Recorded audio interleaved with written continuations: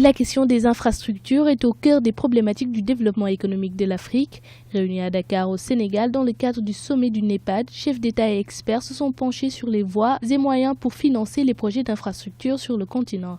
À l'issue de la rencontre, 16 projets ont été retenus sur les 51 que compte le programme sur la période 2010-2040.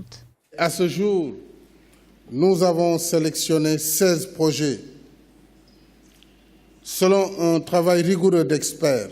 Ces projets du PIDA ont été sélectionnés suivant des critères de rentabilité, de niveau d'avancement des études et d'équilibre régional et sectoriel. Pour la réalisation de ces projets, l'Afrique doit compter sur sa propre capacité à mobiliser des ressources. Dans cette optique, le président sénégalais milite pour des mécanismes de financement novateurs, un partenariat public-public et une amélioration continue de l'environnement des affaires conditionnera le niveau des investissements.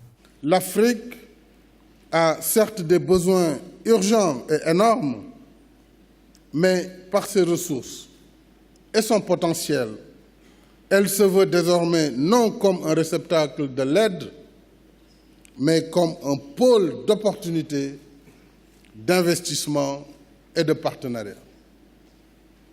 Par la combinaison de toutes les sources de financement. Selon les recommandations de l'agenda 2063 de l'Union africaine, combler son retard en matière d'infrastructure permettra à l'Afrique d'accroître le taux de croissance de l'économie de 2% par an, d'augmenter la productivité des entreprises de l'ordre de 40% et de favoriser la modernisation de son économie.